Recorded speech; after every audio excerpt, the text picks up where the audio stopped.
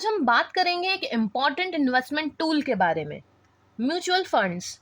ये एक ऐसा टॉपिक है जो सभी के लिए रिलेवेंट भी है और आपके सिलेबस में इम्पॉर्टेंट भी है।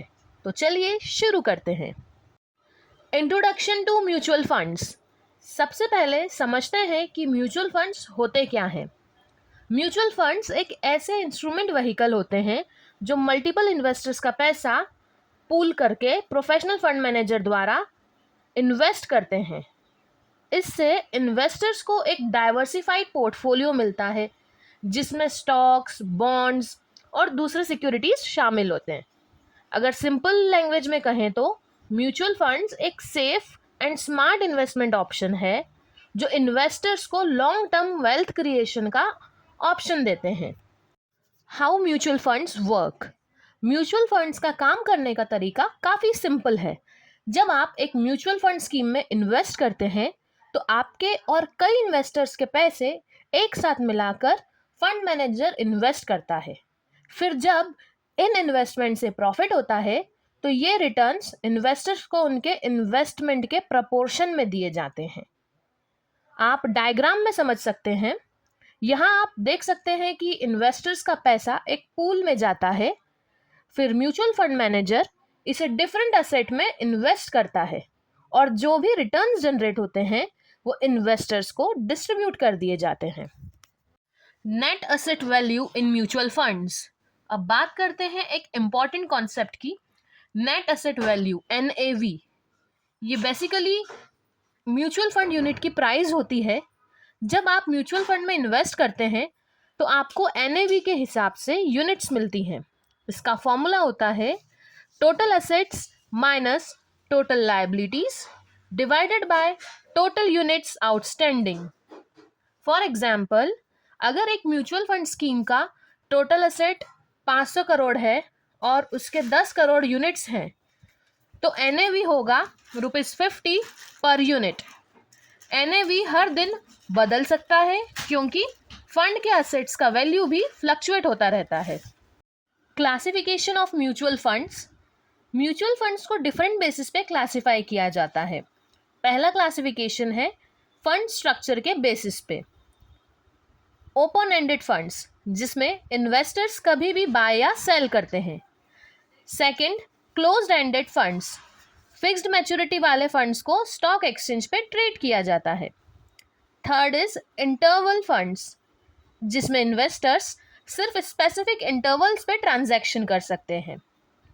दूसरा क्लासिफिकेशन इन्वेस्टमेंट ऑब्जेक्टिव्स के बेसिस पे होता है, जिसमें इक्विटी फंड्स आते हैं। ये वो फंड्स होते हैं जहाँ पे स्टॉक मार्केट में इन्वेस्ट किया जाता है। Second is debt funds, bonds और फिक्स्ड इनकम सिक्योरिटीज में इन्वेस्ट करते हैं।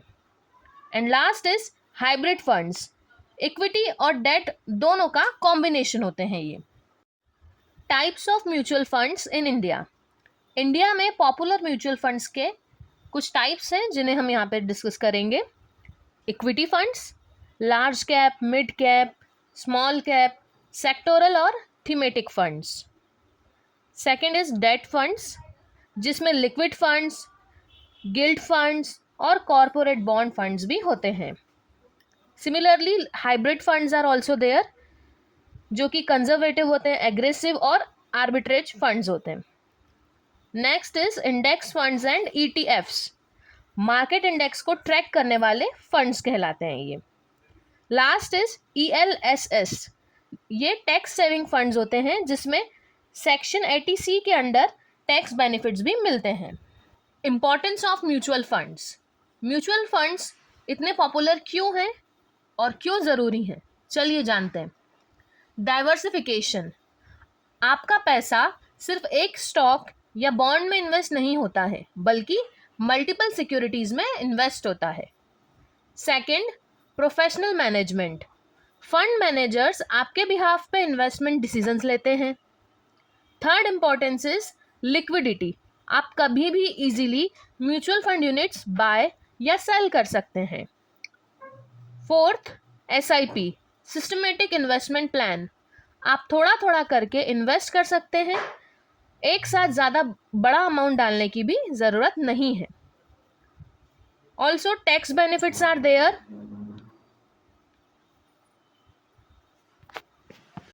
आप ELSS फंड में इन्वेस्ट करके टैक्स भी सेव कर सकते हैं। Risk in mutual fund investment, कोई भी इन्वेस्टमेंट रिस्क फ्री नहीं होता है।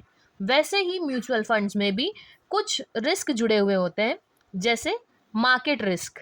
अगर मार्केट गिरता है या डाउन जाता है तो आपके इन्वेस्टमेंट का वैल्यू भी गिर सकता है। वैसे ही इंटरेस्ट रेट रिस्क होती है।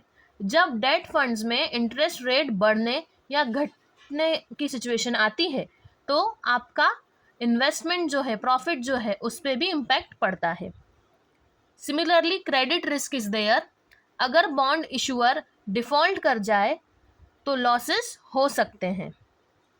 वैसे ही लिक्विडिटी की भी रिस्क होती है। कभी कभी कुछ म्यूचुअल फंड स्कीम्स में एग्जिट डिफिकल्ट हो सकता है।